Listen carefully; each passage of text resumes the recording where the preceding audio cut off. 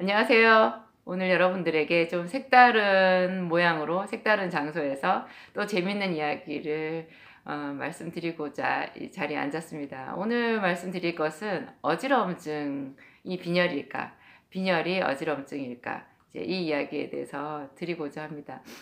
제가 약국에서 사람들에게 혹시 빈혈 있으세요? 라고 물어보면 뭐 자기가 빈혈이 있다 없다 이거를 너무 확신 있게 얘기를 하세요. 그래서 제가 검사를 받아보셨어요? 그렇게 얘기하면 검사를 받아보셨다라는 분들도 있기는 하는데 제가 나중에 알았어요. 사람들은 빈혈이라는 거를 어지럼증이라는 말하고 같은 말로 이해를 하시더라고요. 그러니까 제가 빈혈 있으세요? 이렇게 물어봤을 때 그 말을 어지럼증이 있으세요? 라는 말로 받아들이시는 거예요. 그래서 당신이 어지럼증이 있으면 내가 빈혈이 있다 이렇게 얘기를 하시고 어지럼증이 없으면 자기 빈혈 없대요. 이렇게 말씀하시는 거예요. 여러분 빈혈이라는 것은 어지럼증과 하고 전혀 사실은 상관없는 그러니까 빈혈의 아주 특징적인 증상이 어지럼증이 아니거든요. 그거 분명히 인지하셔야 될 것 같아요. 그래서 사실은 빈혈도 아닌데 빈혈이라고 생각하셔서 스스로 진단을 하셔가지고 약국에 오셔가지고 빈혈약을 사드시는 분들도 있고 또 병원에 가서 영양수액제를 그냥 자꾸자꾸 습관적으로 맞으시는 분들도 있어요. 그래서 좀 이해가 필요한 것 같아요. 빈혈은 이제 한자로 말 그대로 가난할 빈자에 피혈자잖아요. 그러니까 피가 부족한 거예요. 피가 부족한 것. 그러면 피가 부족하면 여러분 어떤 증상이 제일 먼저 생길까요? 일단 피가 부족하다. 그러면 우리 몸의 그 장기 중에서 내부 기관 중에서 그 영양분을 가장 많이 그 소모하는 장기를 한번 떠올려 보세요. 어디일까요? 여러분, 이 뇌예요. 뇌가 그 크기에 비해서 무게에 비해서 우리 몸에서 가장 많은 그 영양분을 소모시키는 대시가에 들어가요. 그러니까 피가 부족하고 영양 공급이 제대로 되지 않았을 때 가장 먼저 이상 징후를 나타내는 곳이 머리가 되겠죠. 그래서 빈혈의 가장 특징적인 그 하나의 증상이라고 보면 두통을 꼽을 수가 있어요. 그러니까 빈혈 있으세요? 이렇게 물었을 때 내가 빈혈이 있나? 이렇게 생각이 들었을 때 머리가 자주 아프면 한번 빈혈 아닌가 의심을 해볼 수가 있어요. 그리고 또 이제 피가 부족하게 되면 이게 소화기 있잖아요. 이 소화기가 제일 또 먼저 손상을 입어요.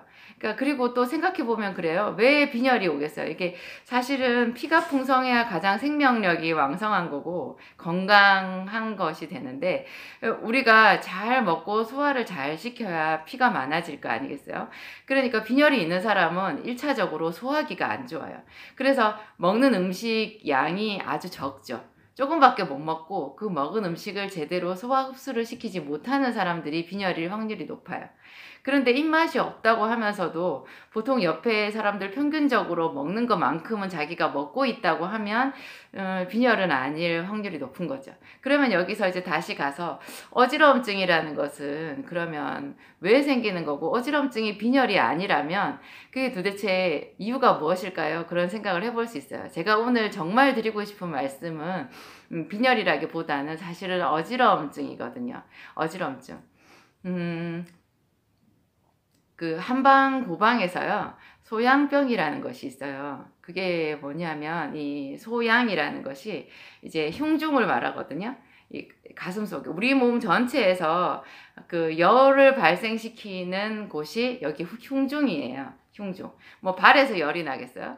이 흉중에 있는 열이 피를 통해 가지고 혈액순환을 통해서 발로 전달되어야 발도 따뜻해질 수 있고 손도 따뜻해질 수 있어요. 그러니까 우리 몸에서 발전소에 해당되는 부분, 열을 발생시키는 가장 중요한 사실 신체 부위는 가슴 부위인데요. 이 부분이 사실 차가워지면 그 사람은 이제 죽은 사람이 되는 거죠. 그런데 어떤 이유에 의해 가지고 이 흉중의 열이 정상 범위를 넘어서서 너무 많아지는 경우가 있어요.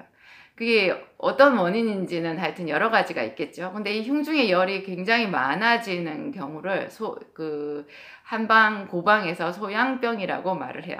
그것은 그 이재마 선생이 말하는 사상의설, 그 사상체질에서 말하는 소양체질하고는 전혀 다른 의미고요. 소양병이라는 것이 따로 있어요. 근데 그 소양병이 생기게 되면 이 열이 어디로 도망갈 데가 없어요. 그래서 이 열이 주로 어디로 가느냐? 열은 항상 여러분 밑으로 내려가는 법이 없고요. 우리가 물을 끓여도 왜 따뜻한 물은 언제나 위로 올라가잖아요.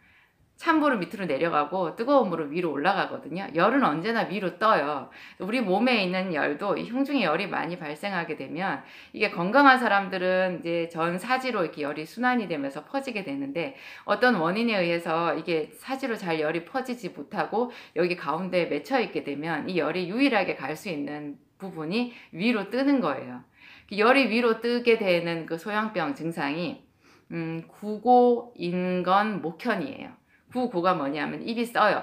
그리고 인건 목이 말라요.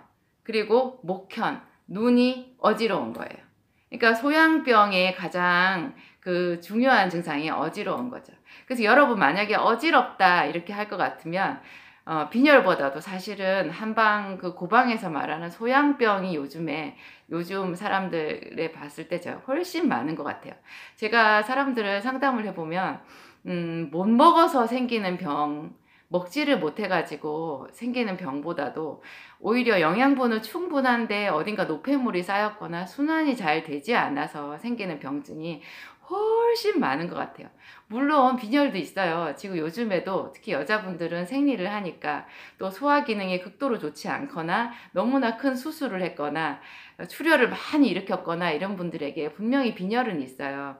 그런데 전체적으로 이 대한민국 사회를 이렇게 보았을 때 정말로 피가 부족한 빈혈보다는요, 혈이 많아서 오는 그런 빈혈 증세인 사람들이 훨씬 많고, 이 흉중에 열이 많아가지고 그러니까 왜 열이 많겠어요? 스트레스 받으면 열이 많겠죠. 제 책 아파도 괜찮아 해서 제가 주로 말씀드리는 것이 화병이잖아요. 화병, 화가 그러니까 스트레스고 그게 열이니까 여기에 울체되는 거예요. 우리 왜 답답하면 막 가슴을 치잖아요. 여기 울체가 돼서 막 열이 화딱화딱 하니까 그 열이 막 위로 솟는 거예요. 그러면 눈이 뺑 돌아요. 어지러워요. 이제 그런 열들이 평소에 스트레스가 충분히 이렇게 해소가 되고 처리가 되어야 되는데 그런 것들이 제대로 되지 않고 여기 울체가 되면 그걸로 인해서 어지럼증이 올 수가 있는 거죠. 그러니까 이 어지럼증을 전체적으로 보았을 때 어지럼증의 원인은 첫째로 소양병, 제가 말씀드린 그 열로 인한 소양병으로 해서 어지럼증이 올 수 있고요. 오히려 빈혈은 가능성이 낮아요. 그리고 두 번째로 또 어지럼증의 원인으로 많이 꼽을 수 있는 게, 여러분 혹시 혈압약을 먹고 계시면 그 혈압약 때문에 어지러울 수가 있어요. 왜냐하면 혈압약은 여러분 말 그대로 우리 심장의 압력을 낮춰주는 거잖아요. 그러니까 피는 정상적인 압력으로 전신에 이렇게 보내져야 되는데 그게 이제 너무 압력이 높다 보면 심비대증이 올 수 있고 또 혈관 어디가 잘못되어서 터질 수도 있고, 그렇게 되니까 그 응급사태를 막기 위해서 내과 선생님들이 이제 혈압약을 처방을 하시잖아요. 근데 저는 이제 약을 취급하는 약사로서 그 모든 약의 설명서를 이렇게 읽어보면 혈압약, 어떤 혈압약을 드시든지 모든 혈압약에 공통되는 그 부작용이 기립성 저혈압이라는 것이 있어요. 그러니까 갑자기 앉았다가 일어서든지 누웠다가 앉든지 이렇게 자세를 바꾸었을 때, 기립이라는 것이 선다는 뜻이잖아요. 그러니까 서는 것뿐만 아니라 갑작스럽게 자세를 바꿨을 때 순간적으로 혈압이 딱 떨어지면서 눈앞이 캄캄해지는 거예요. 어지러워지는 거예요. 그것을 기립성 저혈압이라고 그래요. 여러분들 만약에 어지럼증을 자주 겪는 분들 중에서 본인이 혈압약을 먹고 계시다 하면 그 혈압약의 부작용으로 어지러울 수 있다는 거 여러분 알고 계셔야 돼요. 그래서 혈압약을 드시는 분들 중요한 꼭 알고 계셔야 되는 게 항상 행동을 좀 느리게 하셔야 된다는 거예요. 보통 혈압약을 드시는 분들은 성격이 급하신 분들이 많거든요. 뭐든지 완벽하게 해야 되고 잘해야 되고 이런 성격을 가지고 계신 분들이 많아요. 그러다 보면 모든 행동이나 생각들이 기민해지잖아요. 그런데 이제 혈압약을 처방받아서 내가 먹게 되었어요. 그러면 여러분 그 생활 패턴을 좀 어려우시겠지만 바꾸셔야 돼요. 천천히 하셔야 돼요. 천천히. 자세도 천천히 바꾸시고 생각도 좀 천천히 하시고 여러분 자신에게 괜찮아. 괜찮아. 천천히 살아도 괜찮아. 이런 생각들을 항상 자기 자신에게 불어넣어 주실 필요가 있어요. 그래야 혈압약을 먹으면서 더 안전하게 여러분 건강 관리를 하실 수가 있어요. 그리고 그럼에도 불구하고 계속해서 너무나 자주 기립성 저혈압이 생긴다. 그러면 내과 선생님하고 의논을 하셔가지고 혈압약을 좀 바꾸시든지 혈압약 용량을 좀 낮출 필요가 있어요. 그리고 이제 또 제가 세 번째로 어지럼증의 원인을 하나 따져보자면 이것도 역시 한방에서 보는 건데요. 여러분 몸속에 수독이 많으면 어지러울 수가 있어요. 우리 몸 안에는 정상적으로 한 70% 정도가 물이거든요.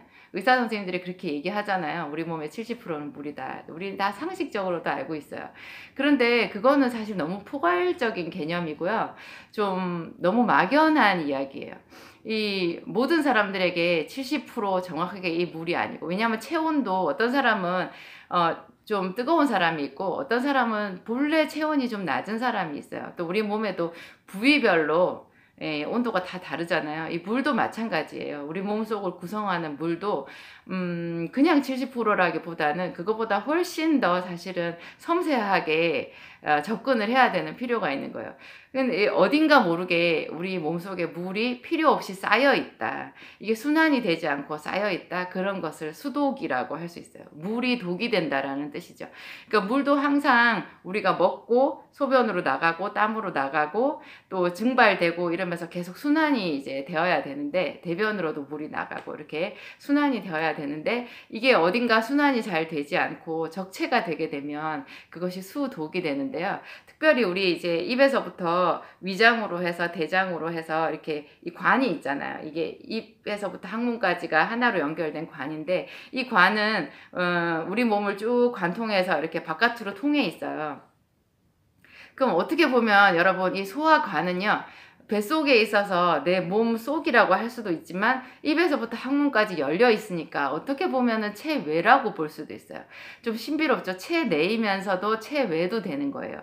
이 공간은 비어 있어 가지고 이 부분에 물이 잘 쌓여요.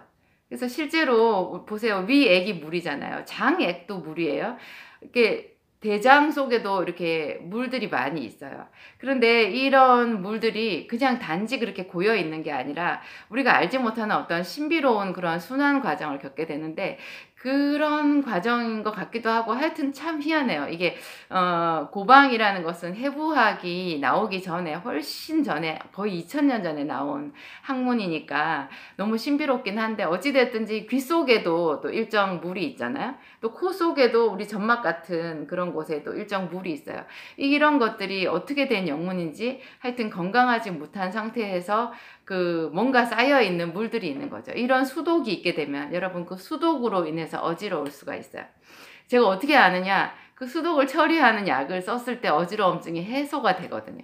그러니까 열로 인해서 어지러운 소양병이 있고요, 수독으로 인해서 어지러운 그런 병이 있어요.